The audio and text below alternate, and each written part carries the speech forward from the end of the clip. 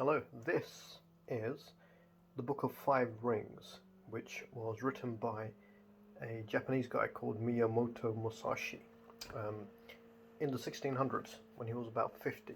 Now, Miyamoto was a samurai, and there's a very interesting introduction to this book where the translator, Thomas Clary, talks about how the samurai came to be. They were initially essentially policemen and assistants for the noblemen, but they eventually became more powerful and almost a ruling class of their own.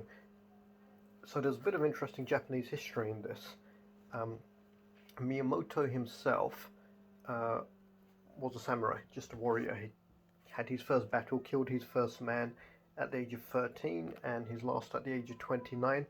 And then in his 50s he went up into the mountains and he wrote the Book of Five Rings, which is essentially his take on martial arts and his explanation of his own martial arts. I found it really, really interesting. I thought it was brilliant. I read this book, I think, when I was 11, and I was crazy about martial arts, and I was in school, and I don't remember any of it, so if it did make sense to me, it made sense to me in the context of a whole different set of understandings. So this time it made a lot of sense to me, and I thought it was really, really good, because he talks in here about what it is to be a warrior, what it is to be a samurai, and he talks about the mental aspect of that, and he says essentially if you're a warrior, you want to be the best at everything you do. That's the mental state of a warrior. And this is a book that people tout as a great book on leadership and a great book on how to live your life.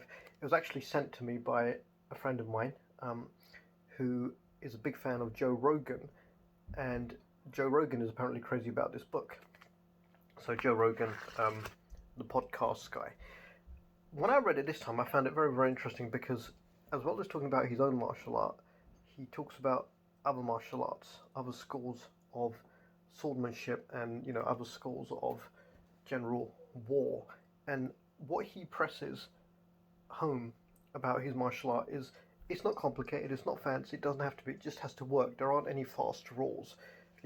There's 5 basic guard positions, and there's several ways to strike. And the important thing, he says, is that your mind must always remain calm. Simple as that. If you can remain calm in a confrontational situation when somebody's trying to kill you, calm and focused, then you will generally win. There aren't any fancy techniques. He says what it comes down to is just practice. There's no secret, there's no magic, mentality. He says the mentality is this: as soon as you put your hands on the sword, your intention is to kill. You don't piss around. Yeah, everything you do has the aim of killing your opponent, and that's what you must keep in mind. So I guess for leadership and for general life and for general achievement, if you want to use the book in that sense, then practice, practice, practice, practice. The way to win is to be good at what you do. Don't do anything fancy. Do what works. There's a really brilliant line in here, and it's one of his rules for success, and it's don't do anything useless, which I thought was brilliant. I thought it was excellent. There's another book I'm reading at the moment, Limitless by Jim Quick, which is really, really, really good. I'll do a review on that later as well. One of the things Jim Quick says you should do to generally get ahead is, as well as to-do lists, make not-to-do lists. The things you mustn't do, the things which are a waste of time, the things which distract you from living, from getting your best outcome, from having your best day. It's similar to this. When he talks about the other schools, it's very, very interesting because he talks about there are schools that favour super long swords. And he says, I think that's pathetic because the only reason they favour a super long sword is because they want to win from a distance. What if you're in an enclosed space? So that he sees as a failed school. He says sometimes you get cornered and you're in a small space, you've got a super long sword, you can't get it out. Then he says there are schools that use fancy movements. He said, what's the point of a fancy movement? I don't care if it looks good because my aim is to win. And the simple fact is there are certain moves that win. He favoured having the traditional sword and sidearm, so the small sword and the traditional Japanese katana, the long sword. And he said that lots of other schools have tried to become popular by looking fancy, by having fancy footwork, fancy handwork, super long swords. whereas actually you only need the basic tools and you need to know how to use them. That reminded me actually of what's happened to a lot of the martial arts. So you've got karate, which is Okinawan, and came to Japan in the 1920s. I can't remember the guy's name now. If you look up Karate Nerd, Jesse Enkamp on YouTube, he's got some brilliant videos. Karate was essentially a martial art that has become a sport. The only way for martial arts to get mass popularity, tons of students, is for them to be sports. And so karate, a lot of the sport is just, 1 point scored, round over. That's not a martial art. A martial art is you go into the fight, you finish. So a few years ago, I started studying Japanese Jiu-Jitsu, which I thought was fantastic because after learning the basic moves, the basic steps, the basic, how to stand and everything, the first maneuver you learn, it's not just a move, the first maneuver you learn essentially breaks the arm in two places and asphyxiates the opponent. And I thought, oh my God.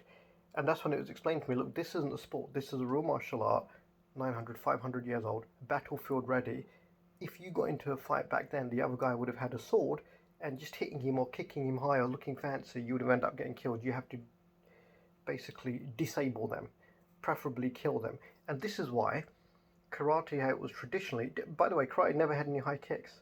They came from a French martial art, and they were incorporated basically to look fancy, to become popular, because if karate becomes all about, showing the patterns, the katas, it has to look cool because the basic moves don't look cool. They're very boring.